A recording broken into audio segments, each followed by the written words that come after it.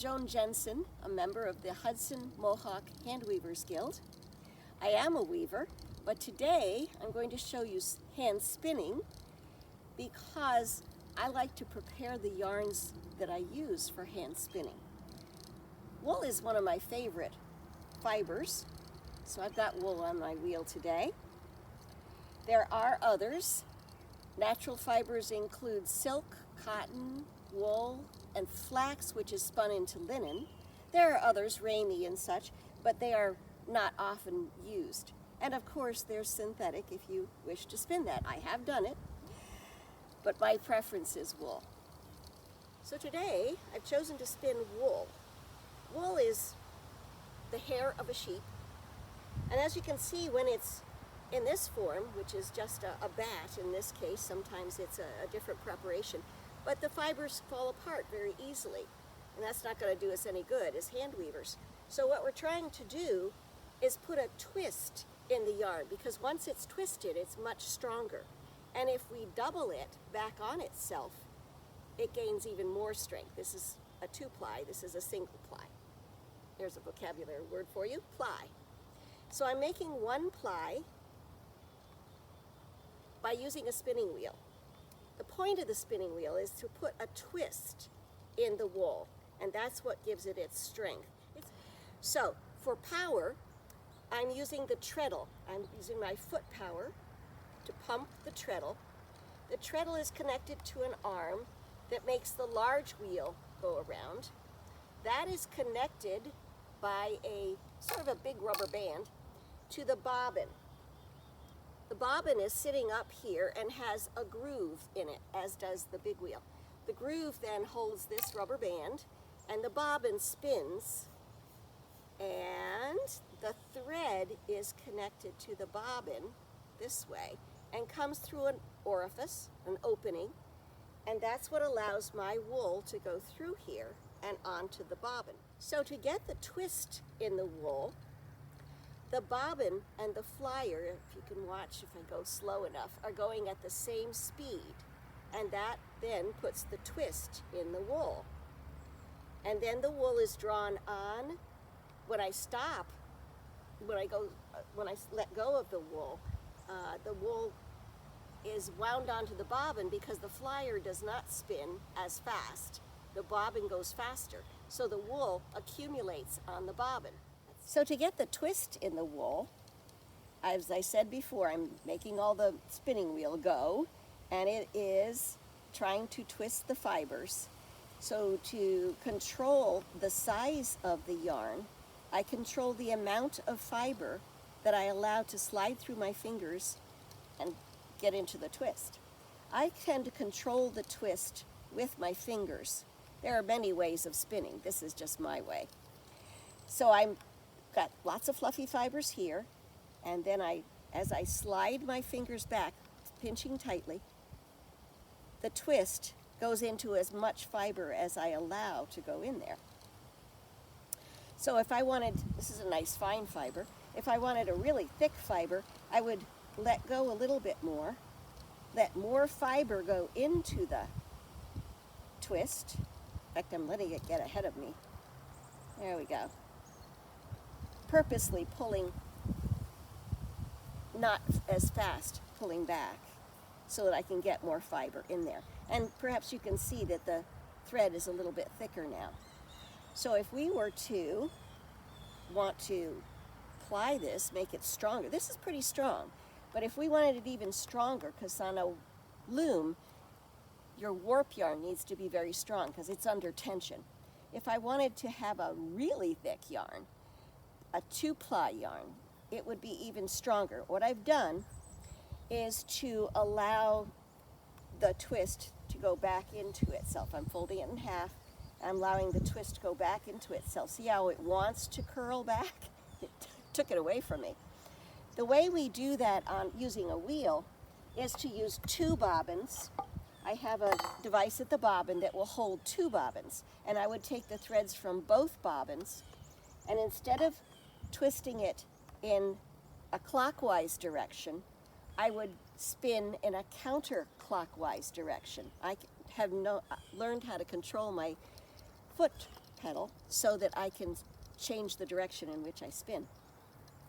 So then I would change it in the opposite direction with 2 strands. Maybe I can fold it back on itself. I'll pretend this is 2 strands. Spin in the opposite direction. And the twist goes the other way. And now we have 2-ply yarn. Now what are we going to use all this yarn for? The sweater I'm wearing today is made of hand-spun yarn. It was somewhat scratchy. I think it might have been no, actually it's not Suffolk. It's probably a Romney or a Corriedale. There are many breeds of sheep, and each breed has different characteristics. So I try to choose the wool that I'm going to use based on what it's going to do for me. If I chose a Lincoln or a Cotswold, it doesn't have much of a wave in the yarn. You can't see it very well from here, but there is a crimp. That's what the wave is called. A crimp, the springiness to it. If you looked at a merino sheep, you would find the crimp very, very wavy. If you look at a Cotswold or a Lincoln, it's more a very slow wave. So if it has a lot of spring to it, the merino is going to give you a lot of bounce. And knitting yarns really are good that way, to have a lot of bounce. So you try to spin the type of fiber that you want for the finished product. If you want something very luxurious, you will either add some silk to your wool or just use silk. If you want something very washable, you would probably choose cotton. Cotton does not have a crimp at all, so cotton is pretty much going to be what you see is what you get, except for the heat will shrink it. The silk you treat more carefully, of course, when you wash it. You don't throw that in the washing machine.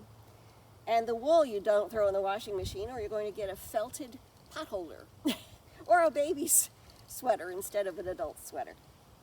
So it is good to know the characteristics of the fiber that you're using before you start your spinning. You plan before you start what you're going to use it for, or you spin the fiber for the fun of it, which I often do, and then figure out what its best use might be. The sweater I'm wearing is 2-ply, hand spun, and I dyed it with some natural colors, the black walnut and marigold and probably coreopsis. I did it a long time ago. It is very warm, except when the wind is blowing, as it is today, because the fibers, when they're spun woolen, and I'll explain that when I get into preparation, when they're spun in a woolen method, will hold the warmth of your body, except when the wind blows and takes it away anyway. But if I put another wrap around this and protected it from the wind, I would be very warm today.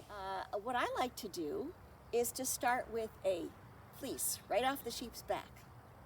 And that fleece then has to be washed, because think of your hair. If you'd never washed it all winter long, it would need a good washing. There is suint, which is like sweat, and there's bits of vegetable matter in it, and there's lanolin, which is wonderful for your hands when it's clean lanolin, but I don't want it in my wool for the most part. A little bit of lanolin's good, but not as much as the sheep comes with. So it has to be washed and rinsed and dried, and then we're ready. We have something like this, which is little pieces of wool that are pretty bunched up together, and they aren't as nice and fluffy as what I was using before. This has to be arranged in some way so that I can spin it. And there are 2 arrangements or methods of preparing wool. The woolen method, which gives the most spring for your efforts, is prepared in some form on some kind of needles. Now, I just use hand cards at the moment because I didn't bring a carding machine with me. There are huge machines that have lots of these needles that go around on drums, but I just have 2 hand cards today. I do want to open the locks, separate them a little bit so that it's easier to card them. And And you can put them, you can arrange them so all the locks go in one direction. You can be very specific about this. You can choose the best of your fleece, which is often on the sides, because think of it, the rain comes down and beats on the back of the sheep, and the parts at the back end you probably don't want because they've been exposed to things we don't want, tags we call them. The parts on the legs are very short, and on the front here it's very short and probably isn't what we want. So I've chosen the parts from the side of this black fleece. I've mounted it on the first of my cards and fluffed it out as much as I could. Now I'm going to take the second card and just brush the wool. I'm not grinding the pins into each other, I'm just brushing the wool. And we do this several times. So I take it off of one card and put it onto the next. Now it's ready to be brushed again. And I do this until it's all nice and fluffy and ready to spin. And this may take some fleeces, it works very easily, and some, this one seems to be a little more matted than some I've used, but you can see it's getting very fluffy now. That's what I like to see. This is a very short fleece, so it's going to be a bit of a challenge to spin. Oh, and it has some little nubs in it too. These little really tiny pieces are just going to make the pills on your sweater. If I try to spin that on your sweater, your shawl, whatever you're making, it will pill the yarn because they're little short ones and they all want to bunch up together. But the longer ones will stay in the yarn and serve you very well. So let's see if we take it off the cards in this direction. I'm rolling it up. I've got a little bit of white in there now. I'm rolling it up so the fibers are going in this many directions. And if I spin directly from this, I'm going to get a nice springy wool yarn. The fibers of the wool have little barbs on them. You wonder how I just joined that together. The little barbs tend to want to make the wool stick together, so that's how I could join the new wool onto the wool that's already spun. And now we're getting a nice springy yarn. The better prepared it is, the more even and smooth the yarn will be. Another way to prepare wool, if you want strength, especially for a warp yarn when you're weaving, is to put the yarn or put the wool back on the hand cards. I'm going to use the gray this time. Oh, actually I should take off some of that black because you don't want the black to be mixed in with the gray. So I'll clean my hand cards. There we go. Now it's all in a little bunch and I can take the black off. Now I'll put the gray on. Yes. Generally use the same hand card on the bottom all the time. I've been told that they'll work better that way. They'll wear better that way. So now I'm brushing again, and this has already been prepared so you can see how easily it comes together. If I brush it this way, and when I take it off, this is not true worsted, but at least it's more like worsted. If I take it off in this direction, the fibers are all running one way rather than being all twisted up. So it will come out more like a worsted preparation. There are other tools that you can use to make a really good worsted with no pills in it. They're called combs, and they're like nails all sitting in a brace. And you run the wool through the nails, and the wool that comes off is going in one direction, and all the little short pieces stay in those nails, the combs. Now I can spin this as a worsted wool, and you can spin a finer wool with worsted. Let's see if we can get that on there. Let's see how fine I can do this, how skilled I am with this. Starts out fat because that's where the join was, but perhaps you can see the fineness that I'm able to get and still have strength. It's not breaking. So how did I become a spinner? Well, I was a hand weaver and met a friend who was a spinner. She bought a loom and she wanted to learn how to weave. I was delighted. I love teaching. So I told her I'd be glad to teach you. But she said, well, if I learn to hand weave, you need to learn to hand spin. Oh, okay. So I did. And over time, I have come to enjoy hand spinning even more than weaving, though I hate to say that. And it does take about 5 spinners to keep one weaver busy.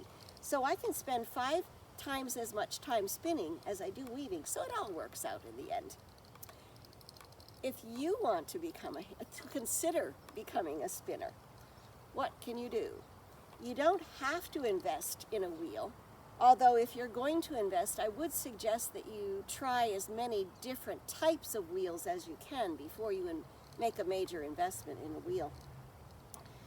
Because each wheel suits a different person. I ended up having 3 wheels at one point, and this is the one, this Luette is one that I really enjoy because it's a great teaching wheel. It's a great wheel for watching television and spinning still, or talking to you while I'm spinning.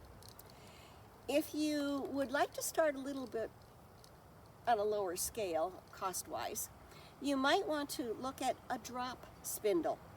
A drop spindle is primarily a stick with a weight on the end of it. The top of the stick has a little groove so that you can hold the stick with the wool on it, give it a twirl, and the weight will keep it spinning, and then you can pull out your wool and let the twist go into your wool and it will stay on the stick. That's the twisting part. Then you grab the stick and release it from the little hook and wind it on the bobbin yourself. It's kind of a do-it-yourself wheel. If you want to think of it this way, the drop spindle is this part of my wheel, because I don't need a weight because I'm driving the wheel with my feet. So that part is here, and then this is the stick, and you're giving it a twist so that you can put the twist in your wool, and then instead of letting the wool go and letting it automatically spin on the spinning wheel, you take it off the hook and put it on yourself manually. There are many kinds of drop spindles. You can even make one. I'm sure there are many links on YouTube that will tell you how to make one from an apple and a dowel, or some discs that you're not using from your computer. You can put a couple of discs there with a little washer and put that on there and it will spin very nicely too. So where are some other people you can find to talk to? You can look on YouTube and sites like that, of course, and you can see people telling you.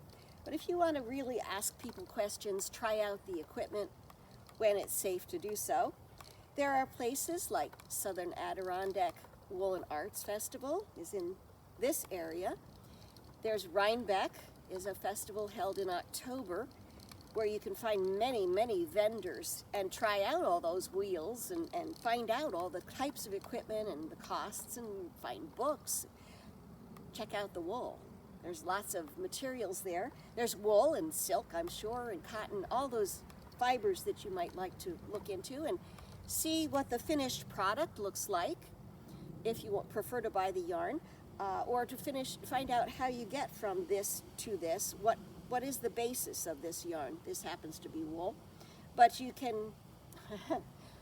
maybe you can find some dog hair for sale. I doubt it, but maybe you have a Malamute or a dog that you would like that has nice soft fur. That's called. It isn't called wool, it's fur. This one is a Malamute. It's very, very fuzzy, as you can see. Mohair would be very fuzzy, but it's not as soft as the Malamute. You can spin some dog hairs, but I'm sure German Shepherd would be a little difficult. This has an undercoat and an outer coat, and you'll find that some wools have a coarse section and a very soft section. So be careful of the fibers that you buy. Make sure that you like the feel of them. It's a little hard to tell when it's raw wool, But ask questions. Does this have two layers to it? Some old sheep, the original sheep, did have an outer layer and an inner layer, and they've been bred to have just the nice soft layers. So you can find the fibers that you'd like at festivals like that. There is another one in Maryland Sheep and Wool Festival, that's what that one's called. And other parts of the country have many festivals, Colorado and Arizona. If you happen to be in that part of the country and you want to bring home a very special souvenir, you might want to look for the fibers that are available in those parts of the country too. Just like spinning wheels, the fibers you have available to you are varied, even within the category of silk and wool and cotton. They are of special characteristics to each one. So look carefully at what you're considering. You might want to read up on things a little bit before you go out there, or listen to people, ask questions. Wool, for example, is a large umbrella category for Corriedale, Romney, Merino, Cormo, Suffolk. You probably don't want to spin Suffolk. It's cheap, but it's very scratchy. And I did do a table runner for someone who was raising a Suffolk sheep, and it meant something to them, but I would never want to wear it next to my skin. Maybe with a shirt underneath it. It would be warm, and it would trap the air very well because it's very springy. But if I want something springy and warm, I think I would rather use a merino wool. Merino has a high crimp. It's very short fibers, so you have to be careful about how you spin it.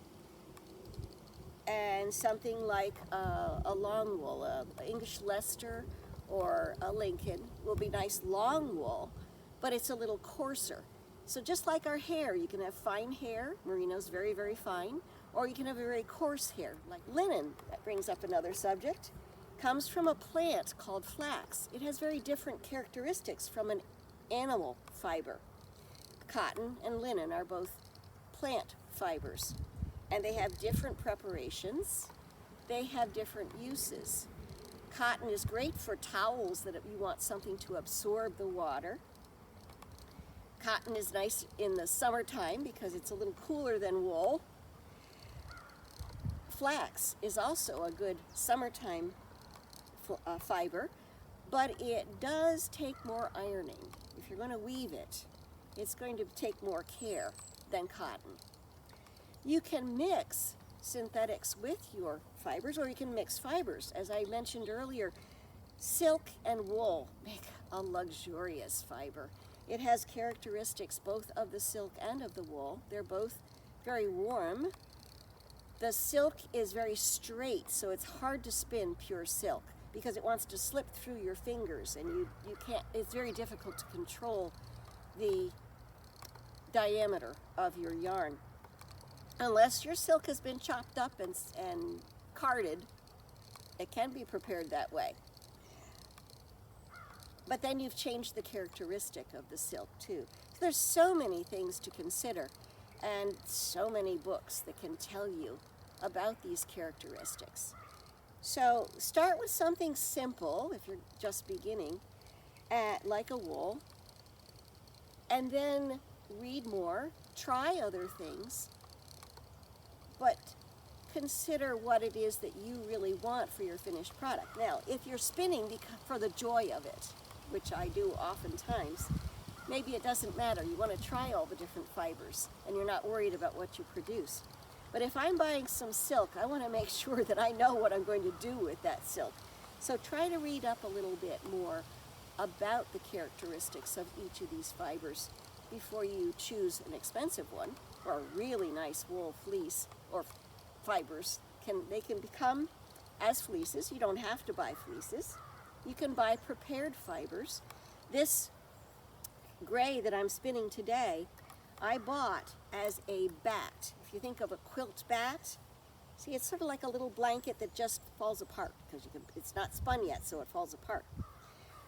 You can buy them as a roll-log, which is more like what I produced from the hand cards. It just comes in a very continuous roll of wool.